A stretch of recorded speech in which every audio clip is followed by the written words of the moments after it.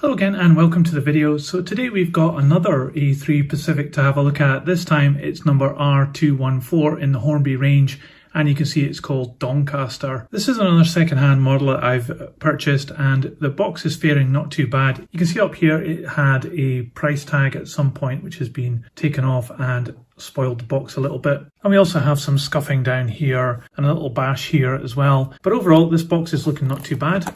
This box has a cardboard sleeve over the top of it, which tells you about the Doncaster locomotive and some history about it down here. One of the things that's really bad about this box though is this on the back, where it's got this photograph which goes over three sides, and it just looks really terrible. I don't know what they were thinking when they designed this box.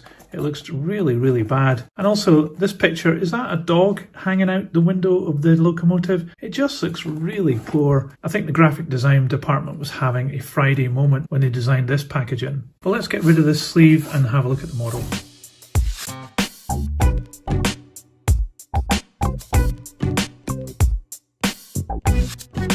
So first up here is some operating and maintenance instructions.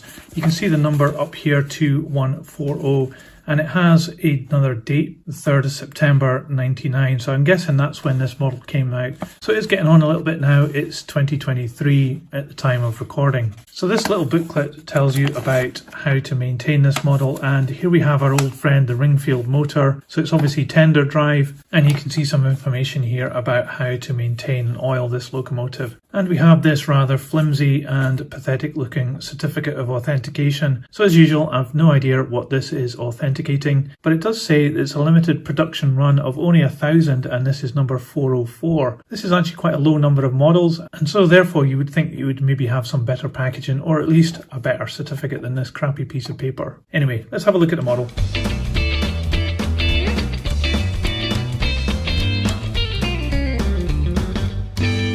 So here we have the model out of the packaging, and straight away I can see that this is a much better model than some of the more recent A3 Pacifics that I've been doing a review of. I'll put a link in the description below to a video where I was reviewing two limited edition models which were made in the UK. This one is being made in China, so it is more modern than the other ones, and it really does show with some extra finesse and more detail on this model. The first thing we've got here is a little bag of some extras. These are side panels for the cab, and we also have a coupling here which I think goes on the front of this locomotive, and thankfully it isn't the huge old Hornby coupling. It is the same kind of idea, but it's much smaller, so that's quite good, and it's not fitted by default, which is great. This is total plus points from me anyway.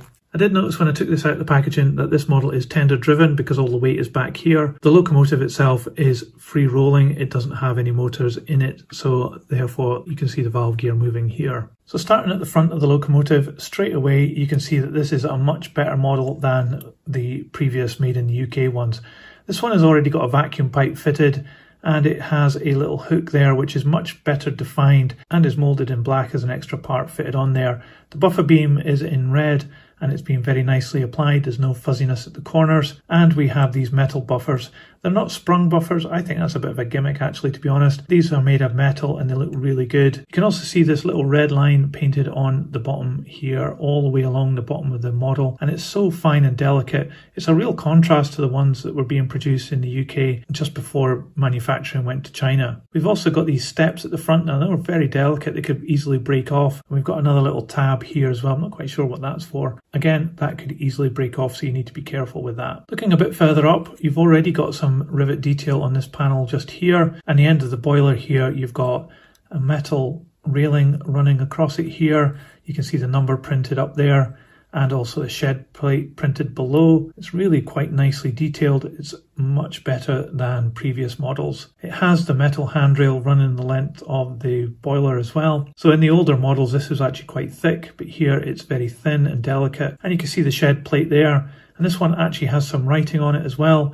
This is too small to see with the naked eye, but it's really quite incredible that that's been added in there. I think that's actually a transfer rather than paint. And you can see some of the pipe work and rivet detail at the front of the boiler there too. And as we move down the boiler, you can see that these parts here above the wheels are really nicely molded in, and the painting is very crisp around it, including that little red accent that runs over the top there. It's really quite incredibly good. Here we have the nameplate Doncaster, and then finally as we approach the cab you can see some more detail here. There's another handrail which has been added in metal there. This pipe that runs the whole length of the boiler, you can see that the red paint on the ribs around the boiler goes underneath that pipe there. So that's a real good attention to detail. That's an extra part that's been added on. And here at the cab we've got another 2 handrails which are metal parts added in, and you can see the transfer here with a number, and there's some rivet detail around the windows and flush fit glazing there with a gold surround, but you can see a moulding mark on that, so that spoils it a little bit, and it isn't that clear so you can't see through it too well, but there is glazing up here in the front windows as well, and that's flush fit too. Up on the top of the cab there's some detail of rivets and various other hatches and things which has been really nicely moulded into the plastic. As usual you have 2 metal whistles here added on, and as we go along the top of the boiler you can see a slight moulding mark, but it's really not noticeable that much at all. And finally the chimney here, but you can see that it's blocked off quite simply, so you might want to drill that out and make it look a bit more realistic as if it goes inside the locomotive. So that's the only compromise I'm seeing so far. Inside the cab there's not a lot of detail on the back of the boiler there. There's some representation of pipework and stuff, but considering what I've seen elsewhere in this model, they seem to have scrimped a little bit on the detail there. But you can see that it has some seating moulded into the side here for the driver and the fireman. Talking of which, they're not in this model. Normally those guys get around everywhere, but they've obviously taken the day off for this model because they weren't in the packaging. I guess they're away on their holidays. So looking down here at the running gear, you have this pony truck which has got a lot of articulation on it, both up and down and left and right, helps it get around tight corners. And this time we do have a little bit of rivet detail on this pony truck, so that's quite nice. The metal of the wheels is nicely dulled and they have plastic inserts there. As we look at the main driving wheels and the valve gear, this is much more delicately produced than previous models. It's much thinner, nice dull metal colour. It looks very realistic and works very well as I move the wheels around here. You've got brake blocks in line with the wheels as well, you can see them there, and you've also got some details on the inside of the wheels as well here. And finally the pony truck at the back, it's moulded in metal and it has some rivet detail as well as the axle box, very nicely done there. And you have this connector here, you can see some wires running to it, so the pickup comes from the steam locomotive, passes through here to the tender. So talking of tender, let's have a look at that. So as with the locomotive, the tender is presented very well too. It has metal handrails added on in each corner. It has this really nice dark green colour which I really love, and it has the lining applied here. This one looks to be a transfer with the British Railways crest there with the line on it. That's a really nice printed decal there. Around the back we have moulded in the lamp brackets, some steps to go up, but you can see it does have these metal handrails added in on each corner and also up here at the top. That's really nice. It has the vacuum pipe, the hook on the buffer beam and the painting of the buffer beam in red. Again, no fuzziness at the corners either. Looking up top, we've got these railings running all the way around the tender. I think those are metal again. We've got this detail here of the water filler, and then we've got this coal. I think the moulding in the coal here is actually not as good as it was when it was made in the UK. That's quite surprising. But also, as with all steam locomotives on model railways, the coal is all the way up to the top and almost overflowing. And here we have the business end of the tender. So we've got a brake wheel here, which looks like an additional part that's been added in. And we've got some nice detail in the moulding here. There's no coal coming through here, so the fireman's going to have to do some shoveling when he comes back from his holidays. Looking underneath, we have this stud here where the power comes through from the pickups on the locomotive. Inside here, a normal Ringfield motor driving these 2 wheels here. This wheel in the middle is just free rolling. And then we have another free rolling wheel at the back, which is cantilevered to help this get round corners. And we have the coupling here. This is a large Hornby one on the back, and it's integral into this piece here, so you can't change it. So I was quite optimistic when I saw the smaller coupling in the bag, but now I'm seeing this big coupling at the back. I'm a bit sad about that. And looking down here, we've got some additional detail. I like the fact that it's got texture on here, and you can see the springs and the axle boxes very nicely moulded into that part there. So overall, this is quite a neat looking tender, and together this is looking like quite an impressive model. So let's give it a try on the test track and see how it runs. Okay, here we have it on a piece of test track, so let's give it some power and see what happens.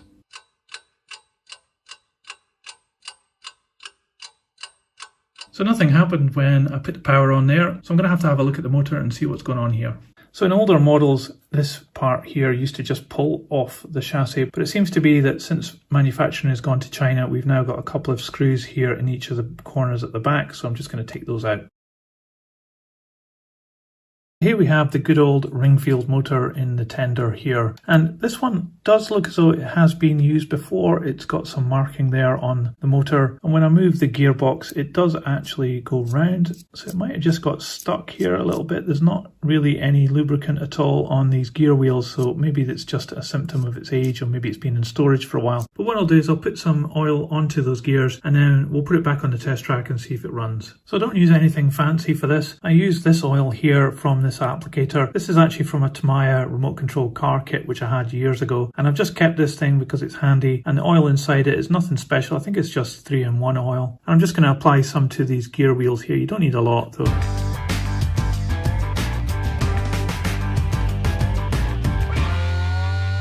I've just put this back on the test track. I've left the tender body off for now just to check whether this works okay. Let's give it some power and see what happens.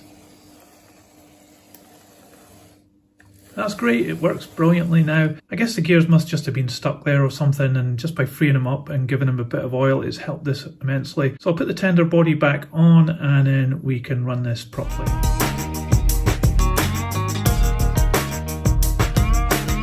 So what totally saved me there was this magnetic screwdriver. Without it, I think it would be really difficult to get those screws back in. So if you're thinking of attempting this, I would recommend you get one of these. Okay, let's give it a go.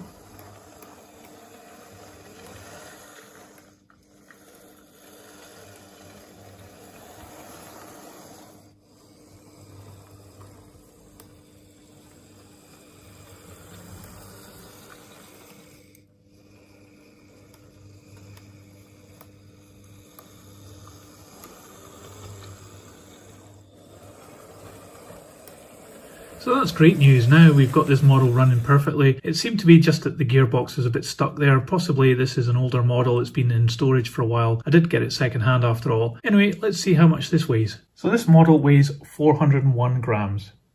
So overall, this Hornby model of Doncaster, the Class A3 steam locomotive, has been quite interesting to have a look at today. This is a model that's been made in China, and what's really noticeable is the real step up in terms of detail and finesse over previous ones which were made in the UK. Some of the things that I like about this model include the fact that it's got metal buffers, it's got a lot of detail which is very fine, like the handrails running down the side of the boiler and at the front, and also the valve gear being in this dulled metal colour and much thinner than previously really makes it look quite realistic, and yet it still runs really well as well. And I also like the colour of this locomotive. The green is really good and the red ribs around the boiler are applied really well, and the transfer, especially on the tender, is really quite good. The added handrails around the cab and on the tender also add to this model. There's only a couple of minor things I would change about this. I think the glazing on the cab, it doesn't look that good. I think there's maybe a moulding mark on it and that's really spoiling it, I think. And the coal in the tender just looks really plasticky. That could be changed for something else, possibly quite easily, not quite sure. And also the fact that it's got the big coupling on the back that you can't change. But that all said, those are small things compared to what you're getting here. We did see that this was a limited edition of only 1,000 pieces, and previously limited editions would be more than that. So it's showing that having moved manufacturing to China, it's really helped to improve things in terms of being able to offer more bespoke models on a smaller run. So should you consider buying this model? I think there's a lot of choice if you're looking for a Class A3 locomotive, but this one I think is really up there in terms of quality and finish. It's definitely one to consider, but I'm sure there's 1,000,001 A3s that you could choose from, and so should you choose the Doncaster over all the others on offer to you, I think it's just really a personal choice. I think other locomotives that have been made during this time in China will be just as equally good as this one. So it would be worth getting if you're interested in Doncaster specifically, or this class of locomotive from Hornby is definitely one that you should be checking out. I hope you enjoyed this video and looking over this locomotive. I certainly enjoyed making this video for you. Let me know what you think in the comments below. I'd really like to know what you think about this locomotive and my analysis of it. You can also give this video a thumbs up, and you can subscribe to check out some more videos about model railways or even real railways as well on my channel. But that's it for today. I'll put this on the turntable so you can see all the way around. For now though, see ya!